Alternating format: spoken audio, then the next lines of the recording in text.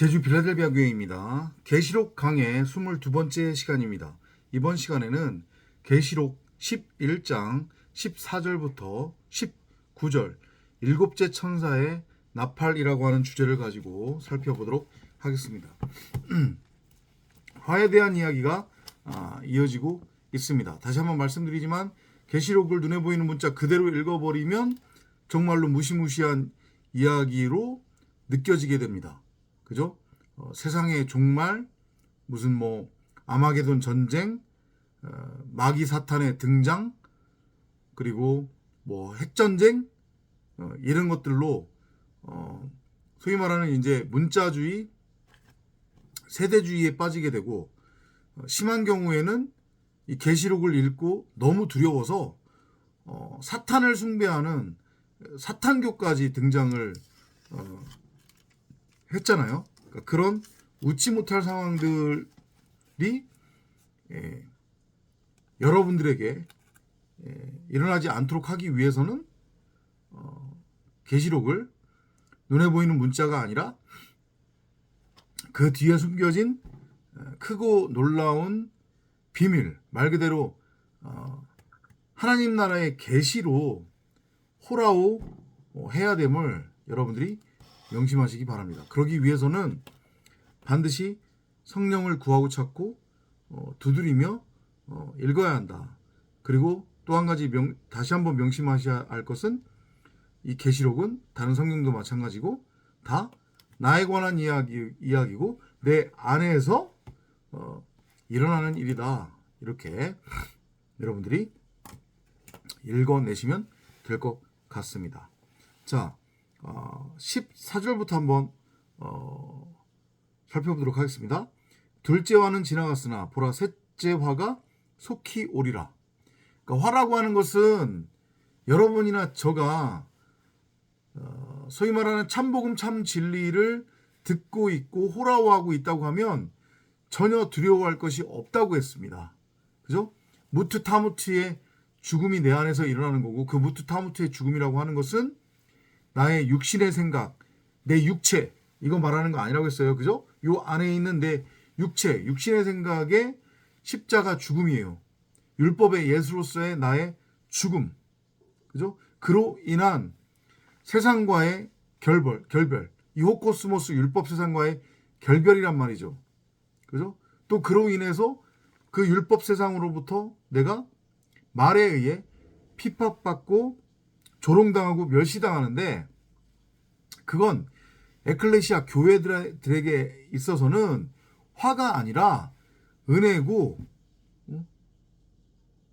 복이다. 이렇게 우리가 알고 깨달아야 된다는 걸 명심하시기 바랍니다. 그 후에 일곱째 천사가 나팔을 부니, 일곱째 천사가 나팔을 분다고 하는 것의 의미는 뭐라고 했어요? 나팔은 하나님의 말씀의 복음의 전해짐입니다. 그죠? 그리고 일곱째 천사가 나팔을 분다고 했으니까 이제 하나님의 말씀이 완성이 되고 성취가 되는 거예요. 내 안에서, 그리고 이 호코스모스 세상에서 창조의 완성이에요. 재창조의 완성이에요. 첫 하늘과 첫 하늘, 첫 하늘과 첫 땅, 옛 하늘과 옛 땅으로서의 그 나라고 하는 존재, 그 거짓 선지자 사탄 마귀였던 나의 겉사람이 온전하고 완전하게 죽임 당하는 거예요. 무트타무트의 죽음을 통과를 하는 거란 말이죠. 그렇죠? 하늘에서 큰 음성들이 있어.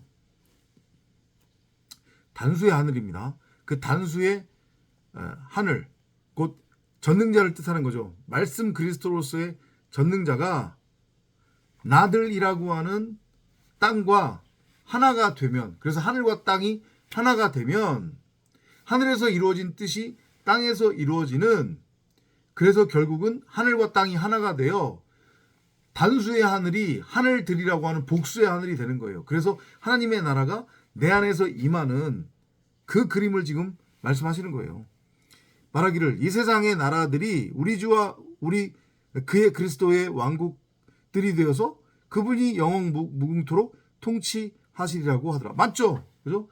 이제까지는 내가 예수라고 하는, 율법이라고 하는, 선악나무라고 하는 그 곡해된 하나님의 말씀을 머리로 하는 땅의 예루살렘 성전, 하갈로 살아가고 있었잖아요. 그죠?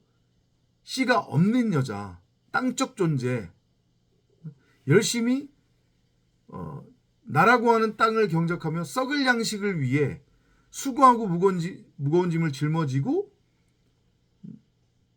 세상 왕 노릇하고 있었던 그 존재로서의 나는 무너지는 거예요. 첫 하늘과 첫 땅이 무너지는 거란 말이죠. 그리고 이제 비로소 말씀이라고 하는 그리스도를 머리로 하는 하늘의 예루살렘 성전, 하늘로부터 내려온 새 예루살렘 성전. 무슨 의미인지 이해되시죠? 그죠? 산자의 어미로서의 뭐라고 해야 돼요? 씨 가진 여자, 자칼과 네케바의 상태로 재창조가 되는 거예요. 새 하늘과 새 땅. 이해되시죠? 그렇게 우리가 완전히 존재 자체가 바뀌어버리는 거죠. 바깥이가 되는 거예요. 하갈이라고 하는 존재에서 뭐로 바뀌어요? 사라라고 하는 존재로 바뀌게 되는 거예요. 그래서 이제까지는 땅에 속한 나라, 마귀 사탄의 통치를 받는 그런 나라였다고 하면 이제 말씀의 통치를 받는, 말씀을 머리로 하는 새 예루살렘 성전으로서 하나님의 나라로 세워지게 됨을, 그러면 말씀이라고 하는 하나님의 통치를 받게 되는 거죠. 그죠? 완전히 뒤집어지는 거예요. 밭갈이가 되는 거죠. 새하늘과 새 땅으로 세워지는 거예요. 그러자 하나님 앞에 그들의 좌석에 앉은 24장로가 엎드려 하나님께 경배드리며, 24장로는 진리의 말씀을 깨달은 하나님의 백성들, 에클레시아, 교회, 우리 성도들을 의미하는 거잖아요. 그죠?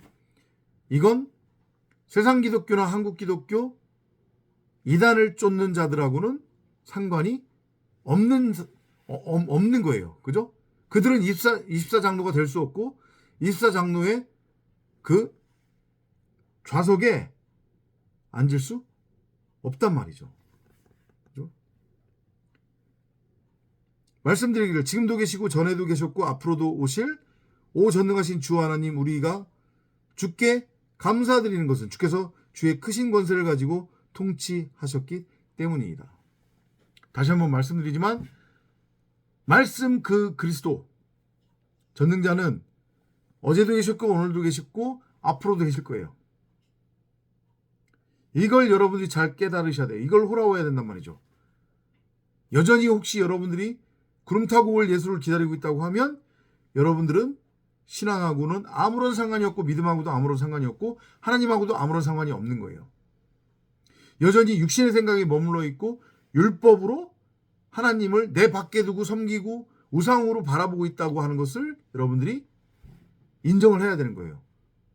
단적으로 여러분들이 만일 여전히 구름 타고 올 예수를 기다리고 있다고 하면, 예수가 구름 타고 와야 부활 영생이다, 구원이다, 이렇게 찰떡같이 믿고 있다고 하면 여러분들은 이미 구원에서 탈락됐다고 하는 것을 아셔야 돼요.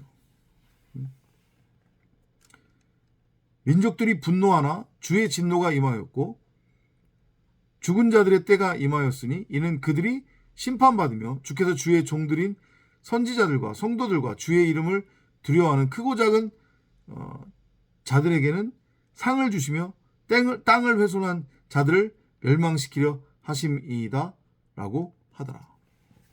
일곱 번째 천사의 나팔소리, 곧 이건 마지막 나팔소리를 의미하는 거라고 했고, 이것은 구체적으로 무엇을 의미하는 거냐, 예를 들면 몇 번 설명드렸습니다. 제가 참진리 참복음을 깨달았고 제가 깨달은 이 진리, 이 복음을 이렇게 인터넷을 통해서 전하죠.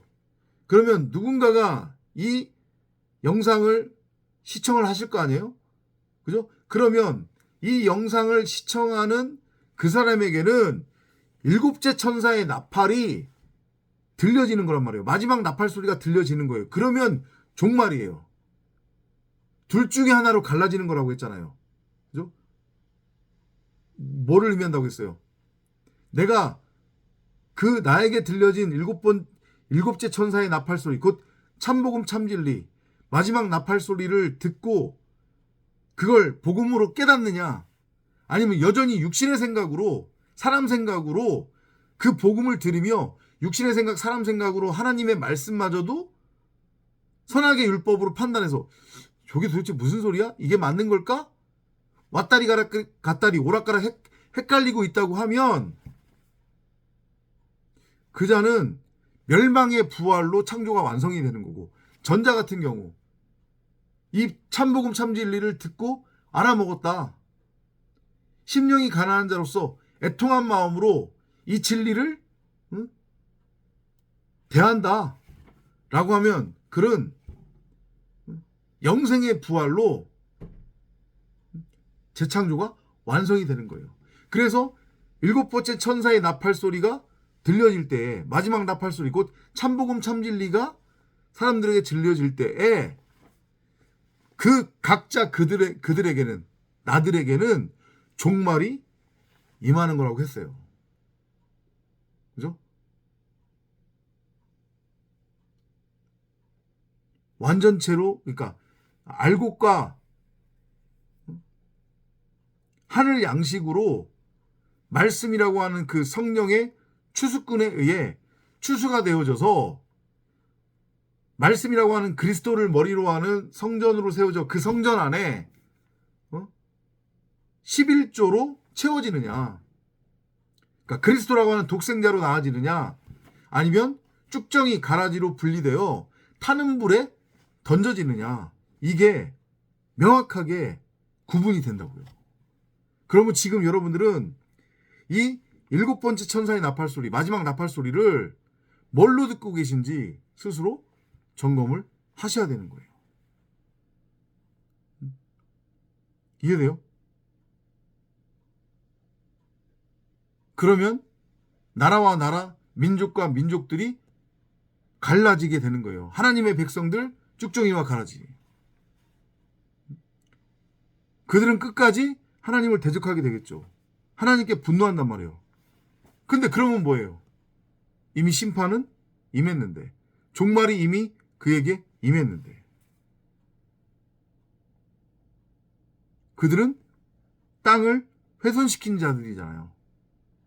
땅의 주인은 전능자 하나님인데 그 땅을 옛하늘과 옛땅, 첫하늘과 첫땅, 황무지, 돌밭, 길가밭,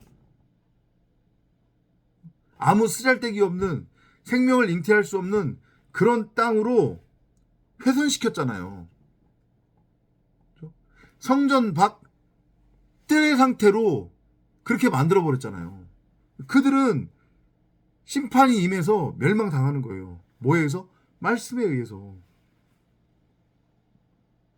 그러자 하늘에서 하나님의 성전이 열리며 성전 안에 있는 그의 언약궤가 보이더라. 하늘, 그 일곱 번째 천사의 나팔 소리를 듣는 자들, 마지막 나팔 소리를 듣는 자들, 복음을 알고 깨달은 자들, 아, 내 안에 성경 66권으로서의 생명나무가 이미 심겨져 있었구나.